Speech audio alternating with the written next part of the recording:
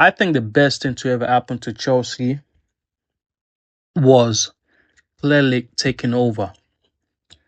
I swear to God, I'm not lying. Clearlake taking over of Chelsea in that year. I'm not sure if it was 2020, 2021, no, 2023, it was 2022. I don't care. When they took over, they did Chelsea a massive favor because Roman being in charge of Chelsea took Chelsea through a period where you could tell, even though we won the Champions League, and you could tell that they were not rebuilding the team. Okay, and obviously there's a general conclusion amongst Chelsea fans that if you're a Chelsea fan, you know this, that Hazard wasn't really backed with superstars, with other great players. Okay, the cycle of Chelsea challenging already came to an end. Let's be clear. That's one of the reasons why Hazard left in 2019, and the team was bad. Obviously, Tuchel came in. You have to give him the credit. He came in and he did his thing. He did this thing. He won the Champions Leagues and a few trophies. Yeah, but the Chelsea was already at a point where it was already over. The dynasty or whatever we built in the early 2000s with Mourinho's teams and all that stuff was over. And Chelsea, I think, without clearly taking over, Chelsea would have gone through another period of just bleak. Like the future would have been bleak. Like, because Roman would have kept on doing the same thing he was doing in terms of just trying to buy one or two superstar. Look at the Lukaku signing, The Lukaku signing was absolutely shit.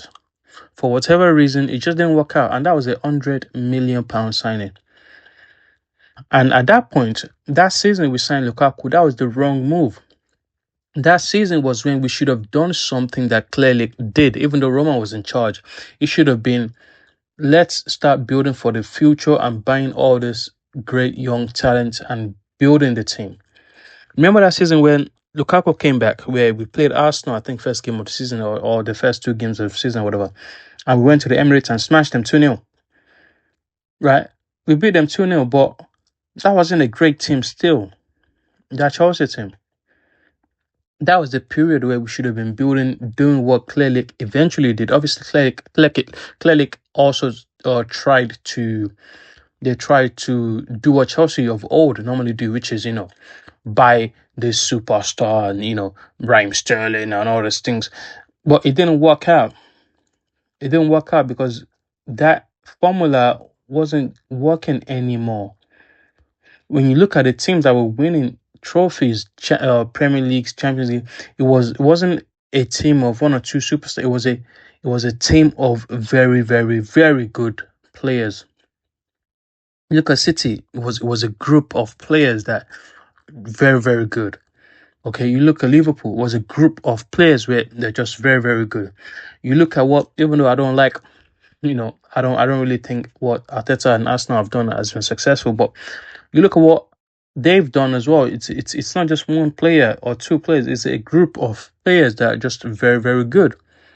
And that's what Clearlake have done for Chelsea in terms of they've now built a team. Obviously, it took a while.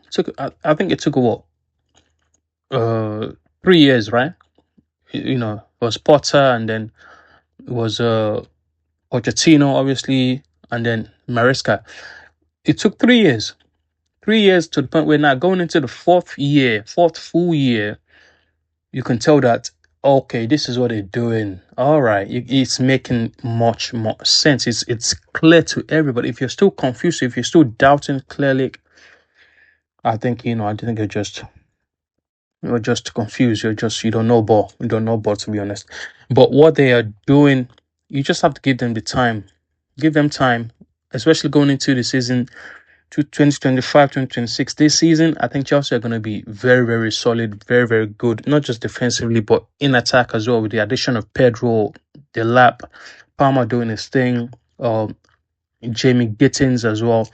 If Chelsea managed to get Chavis Simmons, that would be a great quality signing, not just to bring on the bench, but just to have that rotational player. Amazing. And obviously, if Chelsea get Jarrell Atto as well, that's going to be another good, solid addition. And you can now see that the strategy for Clearlake is working because they're signing these players where, they might sign 3, 4, 5 players, and you think, oh, why are they wasting money on this other 2 players? But if 1 or 2 of those players make it, they go straight into the first team.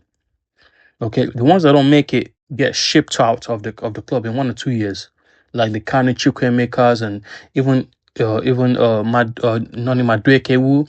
He's done well, but has it really improved? Has it really justified being a starter? No.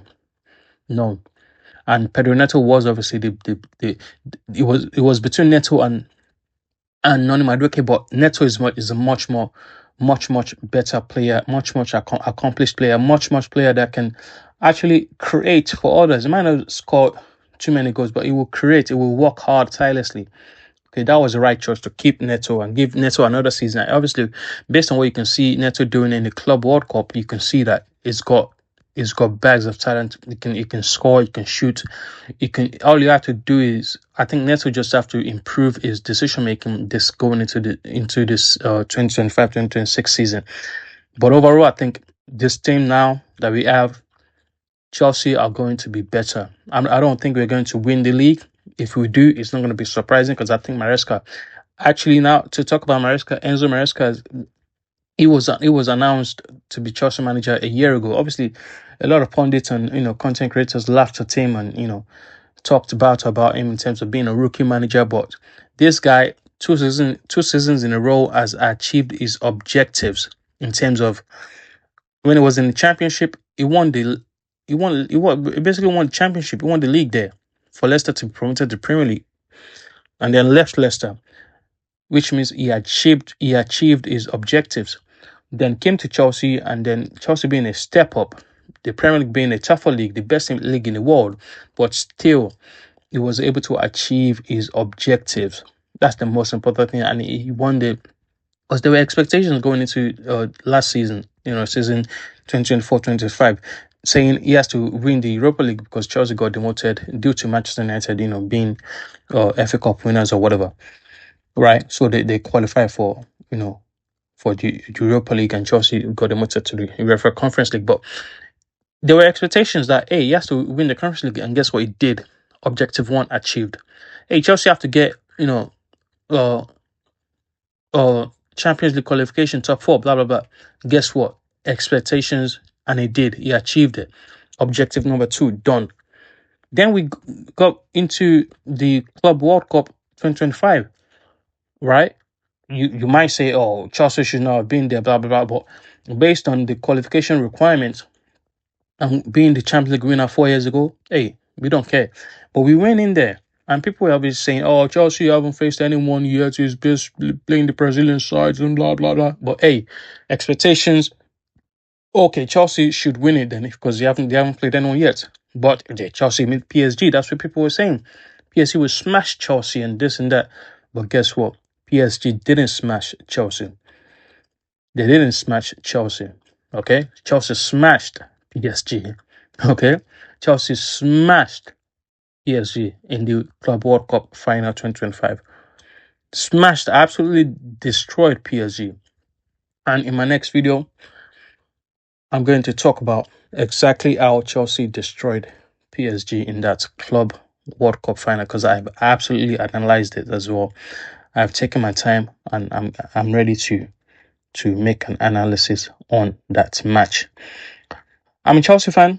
I'm based in England, and I'm going to continue doing this type of series where I'm just talking about Chelsea and football matches and what's going on in the transfer market or whatever. So if you're interested in listening to this podcast podcast style videos, leave a comment below, and don't forget to support this channel, like this video, and I'll see you next time. Take care.